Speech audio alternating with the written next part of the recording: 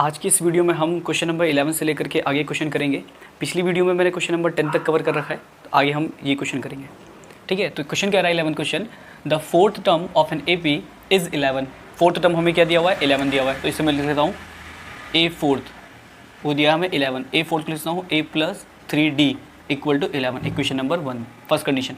Second condition कह रहा है the sum of the fifth and seventh term of the AP is 34।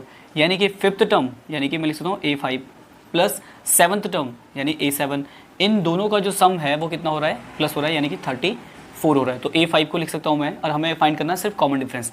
A5 को लिख सकते हैं A plus 4D plus A7 को लिख सकता हूँ मैं A plus 6D equal to 34। अगर मैं इसे आगे सॉल्व करता हूँ तो A प्लस A ये हो जाएगा हमारे पास 2A plus 6 plus 4 10D equal to 34। ये हो जाएगी इक्वेशन नंबर सेकंड। हमें कैलकुलेट करना है D, तो हम ऐसा करेंगे, हम एलिमिनेशन मेथड लगाएंगे। अगर मैं इस इक्वेशन को 2 से मल्टीप्लाई कर दूं और सेकंड से सब्ट्रैक्ट कर दूं, यानी equation number first multiply by 2 minus equation number second, तो यहाँ से हमें क्या मिलेगा, इक्वेशन नंबर 1 को 2 से मल्टीप्लाई करो तो ये हो जाएगा 2A plus 6D equal to 22, और इसके नीचे यहाँ लिख दूँगा मैं 2A plus 10D equal to 34। अब क्या करूँगा मैं, सब्ट्रैक्ट करूँगा, यानी कि साइन अपोजिट कर देते हैं एलिमिनेशन मेथड में।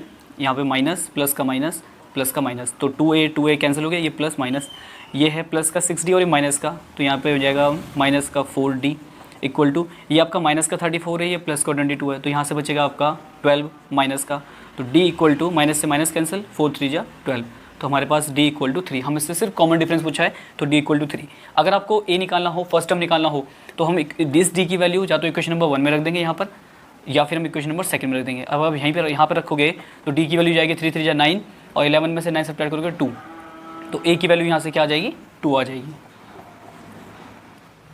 चलिए क्वेश्चन नंबर 12 करते हैं। तो क्वेश्चन नंबर 12 कह रहा है find the middle term of the AP, और AP हमें ये दी हुई है। ठीक है, हमें निकालना है मिडिल टर्म। तो मिडिल टर्म कैलकुलेट करने से पहले हमें पहले नंबर ऑफ टर्म्स तो पता चले। फॉर एग्जांपल के लिए अगर नंबर ऑफ टर्म्स 12 आते हैं तो 12 का मिडिल टर्म अगर कैलकुलेट करें तो 12 का आधा मतलब मीन निकालेंगे तो 6 हो जाएगा। अगर हमारे पास 10 आ जाता है तो 10 का हाफ कर देंगे तो 5 आ जाएगा। तो मिडिल टर्म क्या होगा, नंबर ऑफ टर्म्स जितने होंगे उसको हाफ कर देंगे, यानी उससे हमारे पास मिडिल टर्म आएगा। तो हमारे पास AP दी हुई है, तो AP में से हम कैलकुलेट करेंगे हम A है हमारे पास 213। D कैलकुलेट करेंगे, D कैसे आएगा, A2 minus A1, second term minus first term, तो सेकेंड टर्म हो गया 205 माइनस 213, तो ये हो जाएगा आपका 8 माइनस में। ठीक है, तो D हमारे पास A आ गया, A हमारे पास इतना आ गया।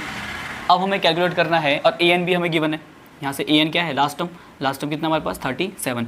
तो हम फॉर्मूला लगाएंगे, we know that formula AN equal to A plus N minus 1 into D। AN कितना हमारे पास 37, A कितना है हमारे पास 213 प्लस N माइनस 1, और D कितना हमारे पास माइनस में 8। इस 213 को उधर लेकर के आएंगे तो 37 minus 213 equal to N minus 1 in bracket minus 8। ठीक है, तो इसे माइनस करेंगे हम, यहाँ से माइनस में आएगा 3, तो ये जगह आपका 6, और यहाँ से हो जाएगा 10, तो 10 में से 7 और 1, तो ये हो जाएगा हमारे पास इतना minus 8 in bracket N minus 1, minus से माइनस कैंसिल, तो 176 upon 8 equal to N minus 1, ये जगह 2 2 जा 16, और हमारे पास N इक्वल टू, यानी कि यहाँ पे आएगा N माइनस 1 इक्वल टू 22, और N इक्वल टू हो जाएगा 23। अब N है हमारे पास ऑड नंबर 23, तो हम इसका इवन बना करके हम मीन निकाल सकते हैं, यानी मिडिल निकाल सकते हैं। तो यहाँ पे N प्लस 1 अपॉन 2 करेंगे तो हमारे पास क्या आएगा, मिडिल टर्म आएगा। ठीक है, तो N प्लस 2 करेंगे हमारे पास, तो कितना आएगा यहाँ से, ये हो जाएगा हमारे पास 23 प्लस 1 अपॉन 2 यानी 24 अपॉन 2, यानी कि 12th टर्म जो होगा वो मिडिल टर्म होगा। और 12th टर्म को कैसे कैलकुलेट करेंगे, यानी A 12th को कैसे निकालेंगे हम, A plus 11D, A plus 11D, A कितना हमारे पास 213 प्लस 11, D कितना हमारे पास माइनस 8, और ये जगह हमारे पास 213 माइनस में 88, तो ये जगह हमारे पास 5, और यहाँ हो जाएगा हमारे पास 10 2 और 1 माइनस में 125, तो ये हमारे पास क्या हो जाएगा, सॉरी माइनस नहीं 125 क्या हो जाएगा हमारे पास आंसर। तो A 12th टर्म जो है, यानी यही हमारे पास क्या है, इसका मिडिल टर्म है, और यही इसका क्या हो जाएगा, आंसर हो जाएगा। अब करते हैं क्वेश्चन नंबर 13। तो क्वेश्चन नंबर 13 बोल रहा है if the third and ninth term of an AP are 4 and -8 respectively, यानी थर्ड टर्म और नाइन्थ टर्म हमें गिवन है। Then which term of this A P is zero. तो हमारे पास क्या गिवन है, सबसे पहले इन्फॉर्मेशन लिख लेते हैं। हमें है गिवन दैट, हमें क्या गिवन है, यहाँ पे दिया है थर्ड टर्म। तो थर्ड टर्म का मतलब हो सकता है होता है A3, वो हमें गिवन है 4। तो A3 को मैं लिख सकता हूँ A plus 2D equal to 4, equation number 1। Ninth term, तो नाइन्थ टर्म का मतलब होता है A9, वो हमें गिवन है -8, इसलिए लिखता हूँ मैं A plus 8D equal to -8, equation number second. On solving equation number first and second we get, इसमें भी हम एलिमिनेशन मेथड लगाएंगे। तो मैं इसके नीचे इक्वेशन लिख देता हूँ A plus 2D equal to 4। यहाँ से हम क्या करेंगे, इसे सब्ट्रैक्ट करेंगे और ये आएगा हमारे पास माइनस माइनस और माइनस, तो A से A कैंसिल, ये 8D में से 2D सब्ट्रैक्ट करेंगे तो 6D इक्वल टू, ये माइनस माइनस सेम ऐड हो जाएंगे, तो ये आएगा माइनस में 12, तो D इक्वल टू -2, ठीक है। तो D की वैल्यू -2 आ गई। अब इस D की वैल्यू को हम इक्वेशन नंबर 1 में रख लें या सेकंड में रख लें, हमारे पास A की वैल्यू आएगी। तो फ्रॉम फर्स्ट मैं इक्वेशन नंबर 1 पे रख के देखता हूँ, तो ये हमारे पास आएगा A plus 2 in bracket -2 equal to 4, यहाँ आएगा A माइनस 4 इक्वल टू 4, और -4 जाके +4, तो A इक्वल टू 4 + 4 8, यानी हमारे पास A आ गया है 8 और D आ गया है -2। अब हमसे ये बोल रहा है विच term of this A P is zero. तो लेट करके हम एज्यूम करते हैं कि जो nth टर्म होगा वही ज़ीरो होगा। मान लेते हैं nth टर्म क्या हमारे पास 0 है, और nth टर्म को मैं फॉर्मूले से लिखूँ तो A plus n-1 into D equal to 0। अगर हम मान लें इसे let nth term equal to 0, A क्या इतना हमारे पास, A है 8 प्लस n-1, D कितना हमारे पास -2 इक्वल टू 0। ये माइनस, ये +8 है, राइट साइड जाकर के -8, यानी n-1 -2 इक्वल टू -8, माइनस से minus cancel, n-1 equal to 8/2 that is 4, और n इक्वल टू ये -1 जाके +1 यानी 4 + 1 that is n equal to 5। तो फिफ्थ टर्म जो होगा इस ए पी का वो क्या होगा, 0 होगा। अगर आप चाहो तो कैलकुलेट कर सकते हो, A1 A2 A3 A4 और A5 अगर आप चेक करो तो A5 क्या आएगा हमारे सबसे 0 आएगा। अब चेक करते हैं हम यहाँ से, तो A5 को लिखता हूँ A प्लस 4D। अगर मैं चेक करूँ A5 को तो A प्लस 4D, A कितना हमारे पास 8 प्लस 4 और D की वैल्यू कितनी हमारे पास -2, तो ये हो जाएगा हमारे पास 8 - 8 इक्वल टू 0। तो फिफ्थ टर्म क्या आया है हमारे पास, 0 आया है, और यही पूछ रहा था कि कौन सा टर्म इस AP का 0 होगा। तो फिफ्थ टर्म जो AP का होगा वो 0 होगा। तो अब हम करते हैं question number 14।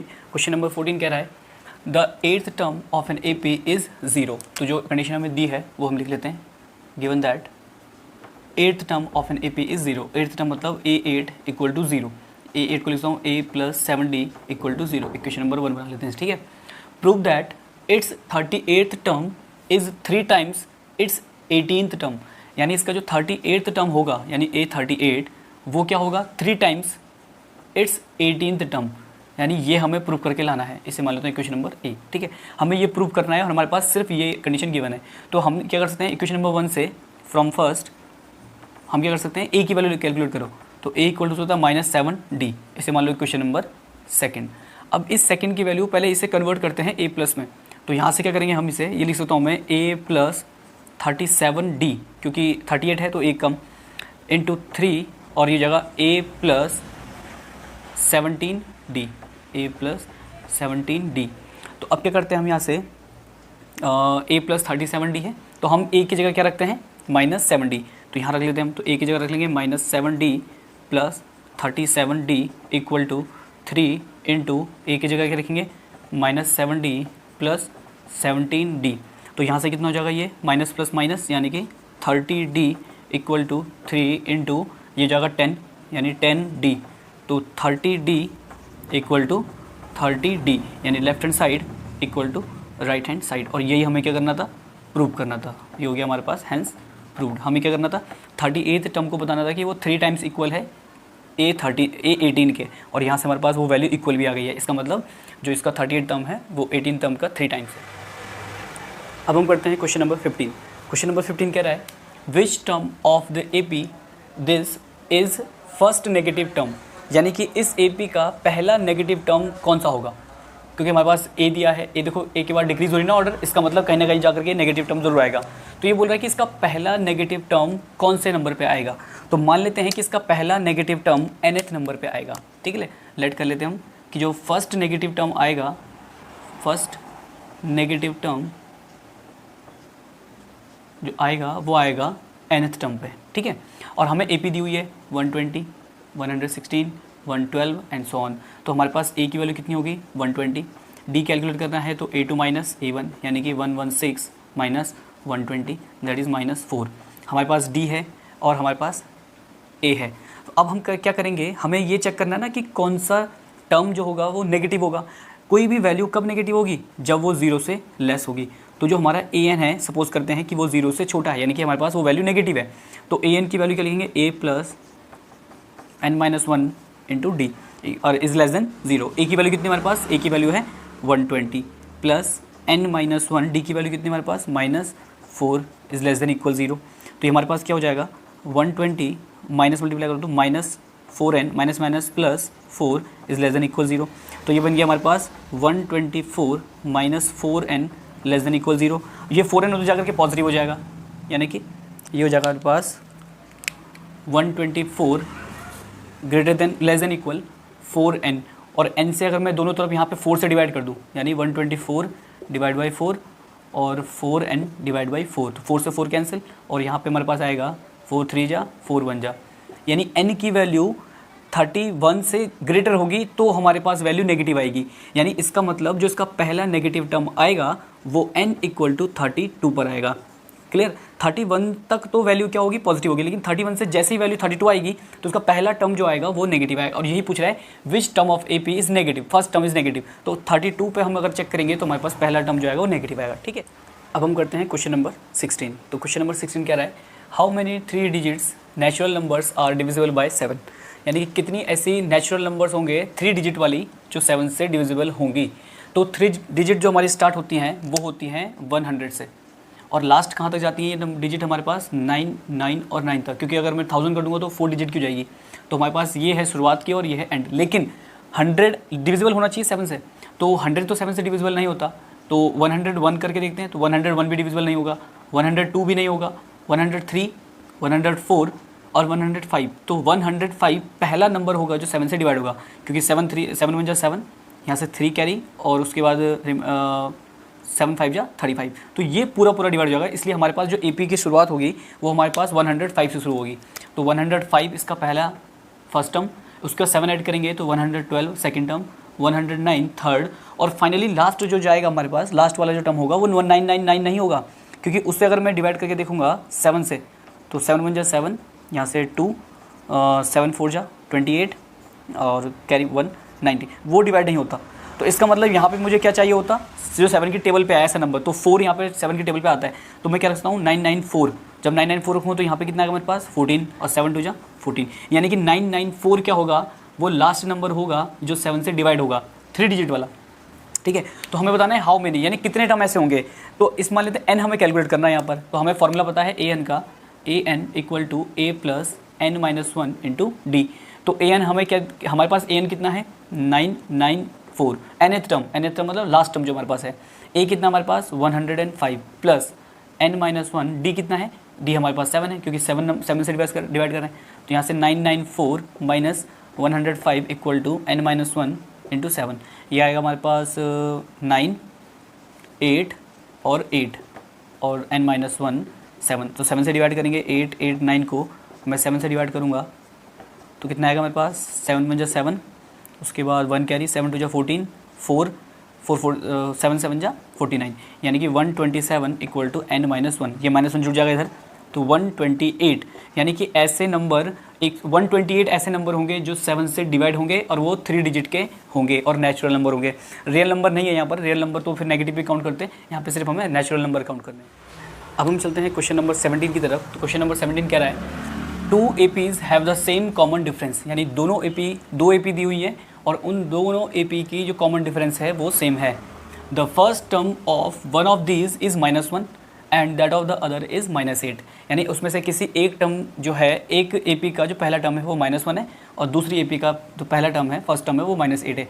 What is the difference between their fourth term, तो हमें उसके फोर्थ टर्म का डिफरेंस कैलकुलेट करना है। तो सबसे पहले क्या करते हैं, 2 AP में से हम क्या करते हैं, हमें कॉमन डिफरेंस सेम है ना, तो हमारे पास कॉमन डिफरेंस हम मान लेते हैं कि D है, कॉमन डिफरेंस हमारे पास है कैपिटल D, ठीक है। तो हमें ये, और उसके बाद कह रहा है first term of one of these. अब देखो अगर मैं फर्स्ट पहली वाली AP का जो फर्स्ट टर्म मानता हूँ -1 मानता हूँ, और अगर मैं दूसरी वाली AP का -1 मानता हूँ, तो आंसर में कुछ नहीं, बस नेगेटिव का फर्क आएगा। अगर एक वैल्यू प्लस में आ रही है तो दूसरी वैल्यू नेगेटिव में आ रही होगी। तो हम फर्स्ट टर्म हम मान लेते हैं फर्स्ट AP का first term of first AP, तो हमने उसको स्मॉल a से डिनोट कर दिया। और अगर मैं first term of second AP उसको मैं कैपिटल A से डिनोट कर देता हूँ, यानी कि वो मेरे पास क्या है, कैपिटल A। तो इस जो हमें ये वाली वैल्यू दी हुई है वो दी है हमें -1, और ये वाली वैल्यू दी हुई है हमें -8। अगर इसे मैं उल्टा कर दूंगा तो ये वाला जो फर्स्ट टर्म हो जाएगा वो -8 हो जाएगा और ये -1 हो जाएगा, ठीक है। What is the difference between their fourth term, तो हमें फोर्थ टर्म निकालना है। तो फोर्थ टर्म का डिफरेंस, तो A4 माइनस A4, इस वाले के लिए A4 और ये वाले के लिए A4। तो A4 कैसे आएगा, A+3, और D क्या है हमारे पास, कॉमन है तो D मैंने लिख लिया, माइनस A+3D।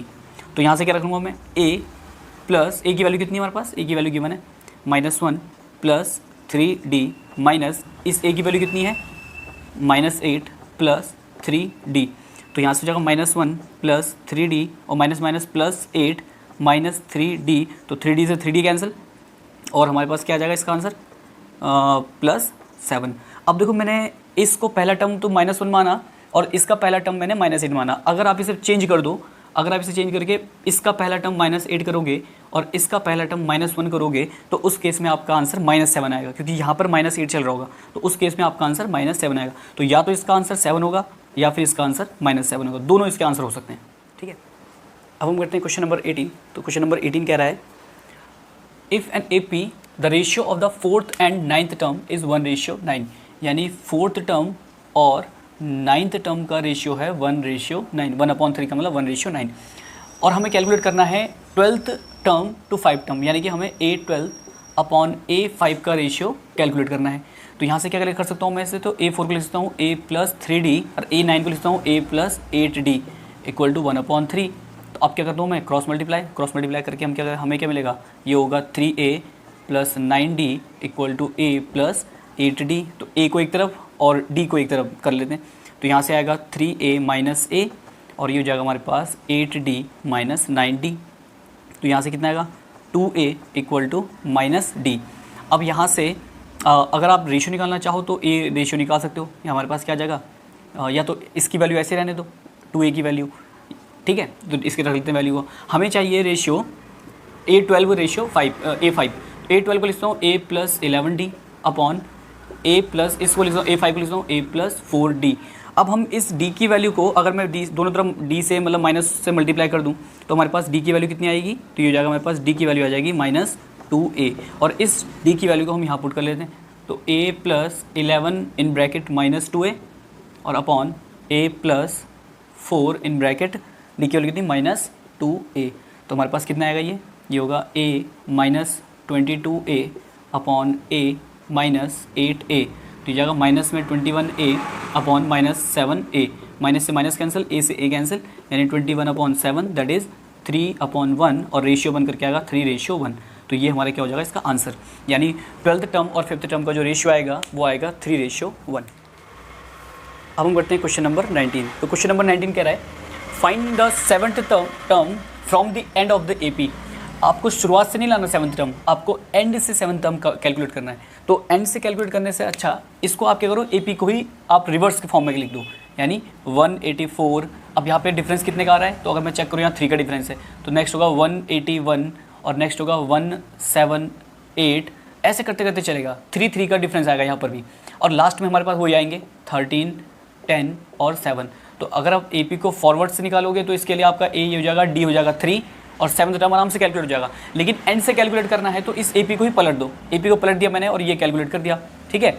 और हमारे पास अब कैलकुलेट करेंगे तो A हमारे पास कितना होगा 184, D हमारे पास कितना होगा second term minus first term, तो 181 माइनस 184, तो ये जाएगा हमारे पास -3। शुरुआत अगर हम फ्रंट से चलेंगे तो हमारे पास D आएगा +3, लेकिन अगर हम एंड से कैलकुलेट कर रहे हैं इसे, तो इस केस में हमने AP को पलट दिया तो हमारे पास D जो आएगा वो -3 आएगा। अब हमारे पास हमें क्या चाहिए 7th टर्म, तो 7th टर्म कैसे आएगा, इसका मतलब A7 जो आएगा हमारे पास वो आएगा A+6D। A कितना हमारे पास 184 + 6 × D, ये जाएगा आपका 184 - 18, तो ये हो गया हमारे पास 8 और 6 यानी 14, और ये जगह हमारे पास 7 6 166, यानी कि A7 जो एंड से होगा, ये कैलकुलेट कहाँ से कर रहे हैं हम, एंड से, तो 166 वो 7th टर्म होगा फ्रॉम एंड, ठीक है। तो अब हम करते हैं क्वेश्चन नंबर 20। तो क्वेश्चन नंबर 20 कह रहा है the fourth angle of a quadrilateral forms an AP, यानी कि क्वाड्रिलेटरल के 4 एंगल हैं और वो AP क्रिएट करते हैं।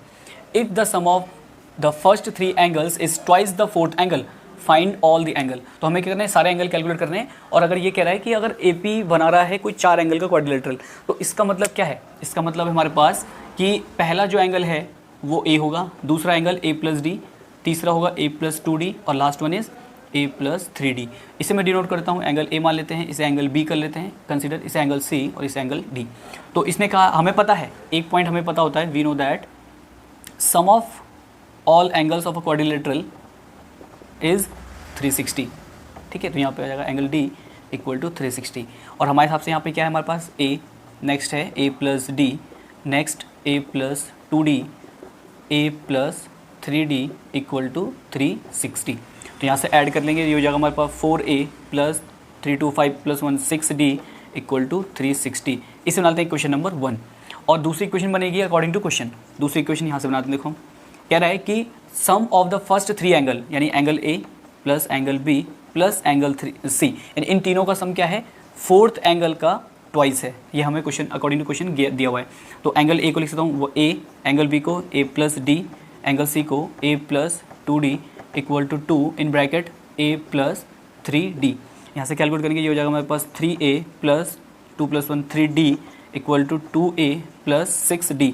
ये 2A इधर आएगा, तो 3A में से 2A सब्ट्रैक्ट करेंगे, A = 3D, यानी कि इक्वेशन नंबर सेकंड क्या बनेगा हमारे पास, A = 3D।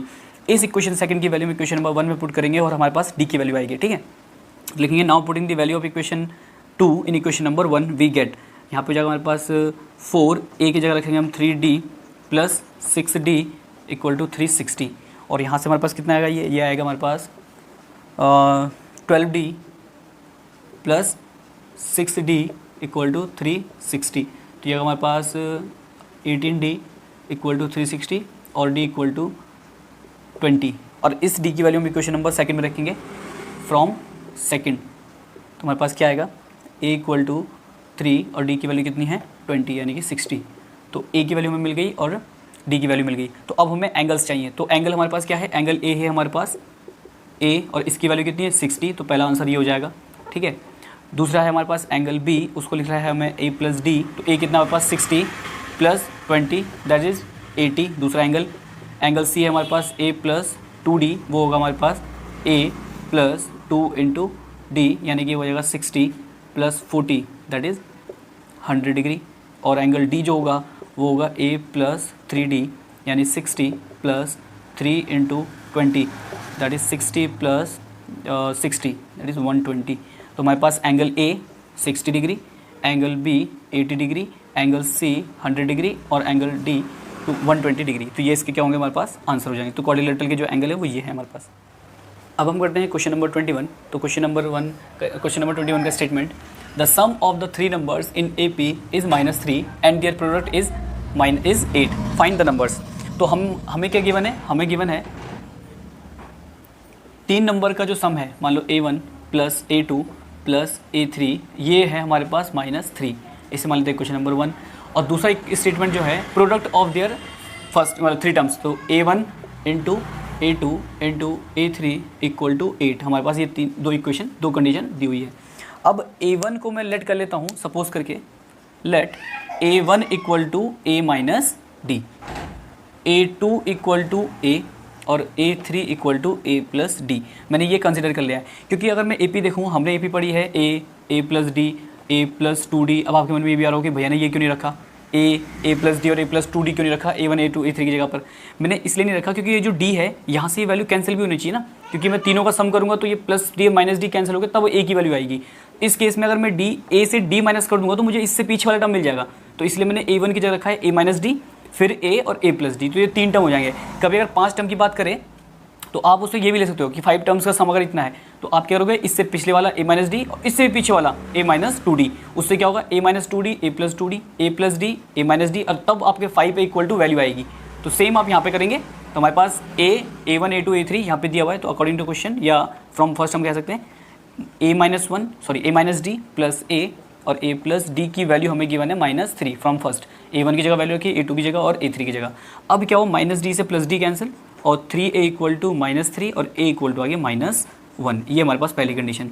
और फ्रॉम सेकंड, अब सेकंड कंडीशन में क्या कह रहा है हमारे पास, सेकंड कंडीशन में है इन तीनों का मल्टीप्लिकेशन, यानी A-D, A और A प्लस D, इनकी वैल्यू है हमारे पास 8।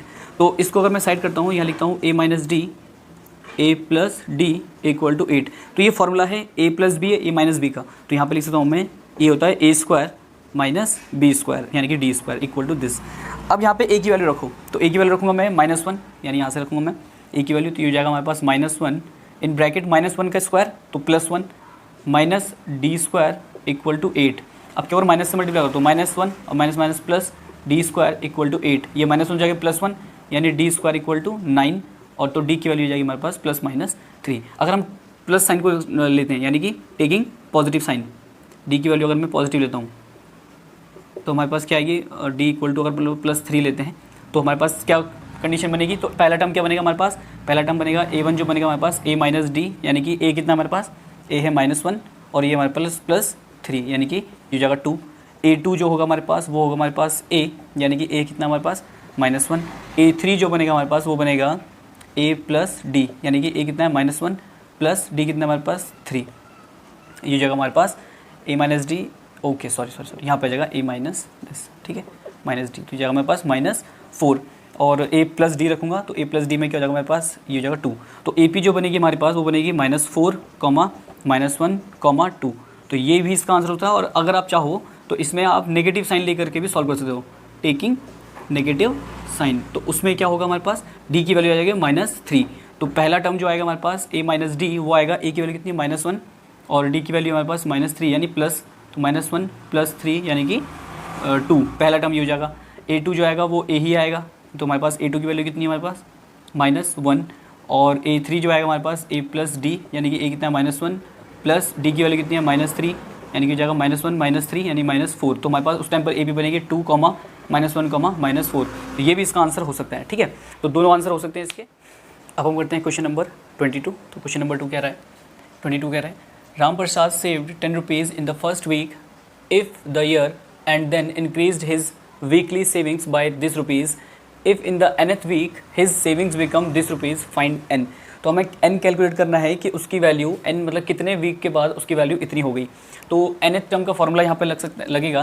तो nth टर्म का फॉर्मूला क्या होता है, an equal to a plus n-1 into D, ठीक है। तो सेविंग कहाँ से शुरू की है, उसने स्टार्ट की है फर्स्ट वीक में 10 रुपीज़ से। इसका हमारे पास, इसका मतलब इन्होंने क्या गिवन किया हमारे पास, given that a equal to 10 और डी भी गिवन है कि उसकी इंक्रीज़ कर लेता है अपनी सैलरी हर मंथ वीकली, वो सेविंग्स वो कर देता है 2.75 रुपीज़ से। तो ए गिवन है, डी गिवन है, हमें ए एन भी दिया हुआ है कि इतने रुपए उसके बन चुके हैं, यानी कि ए एन सेविंग करते करते उसके पास कितने रुपए बन गए, 59.50 रुपीज़, यानी इतने रुपए बन चुके हैं। तो हमें कैलकुलेट करना है एन।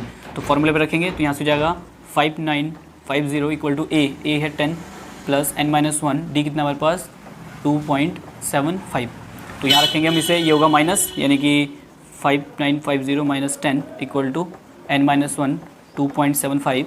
ये जगह माइनस करेंगे तो 49.50 इक्वल टू n-1 2.75। तो ये हो जाएगा हमारे पास, ये इसके डिवाइड में जाएगा और इसको कैलकुलेट करेंगे तो ये हो जाएगा हमारे पास 49.50 अपॉन 2.75 इक्वल टू n-1। तो डेसिमल से 2 डेसिमल कैंसिल हो गए। आप इसे 5 से कैलकुलेट कर लो। 5 5 जा 25 और 2 कैरी, 5 5 जा 25 और ये जाएगा 5 9 जा 45, फिर कैरी बचेगा 4 तो यानी कि 9 अगेन 0। इससे हम 11 से कैलकुलेट कर लें, 11 5 जा और 11 9 जा 99 0 और ये जगह हमारे पास 90 से कैलकुलेट करेंगे और मतलब 5 से, तो 5 1 जा 5, कितना कैरी हो जाएगा 4 18, यानी कि n equal to n-1 equal to 18, तो n इक्वल टू 19, यानी कि 19 वीक में उसने अपनी सैलरी सेविंग्स कितनी कर दी है 59.50 रुपीज़। तो ये इसका क्या हो जाएगा आंसर। अब हम करते हैं इस एक्सरसाइज का लास्ट क्वेश्चन जो कि क्वेश्चन नंबर 23। इसमें कह रहा है कि हमें शो करना है TP plus 2Q equal to 2 into TP plus Q। T का मतलब यहाँ पे आप A N से भी रिप्रेजेंट करते हैं, यानी AP plus AP P plus two Q equal to 2 into A P plus Q, यानी कि हमारे पास nth टर्म जो है इसके लिए वो हमारे पास क्या है, ए पी है, यानी कि पी हमारे पास यहाँ पे n की जगह p दिया हुआ है। तो अगर मैं यहाँ से ए पी कैलकुलेट करता हूँ तो वो आएगा हमारे पास a प्लस एन की जगह क्या रखूँगा, p माइनस 1 इंटू डी, और उसके बाद अगर इसे मल्टीप्लाई करूँ तो a plus P D minus में डी, इसे ऐसे रहने देते हैं। दूसरा जो हमारे पास केस दिया हुआ है वो दिया हुआ है a p प्लस 2q, तो यहाँ पे क्या करूँगा मैं a प्लस और n की जगह क्या रखूँगा p plus 2q minus 1 into D, इसे मल्टीप्लाई कर लेते हैं तो a प्लस ये जाएगा हमारे पास D P D plus 2q d minus D, इसे ऐसे रहने देते फिलहाल। और हमारे पास इन दोनों को हमें सम करना है, तो हम सम करते हैं इसे, तो फ्रॉम लेफ्ट या इसे लिखते हैं क्वेश्चन नंबर 1 फ्रॉम फर्स्ट।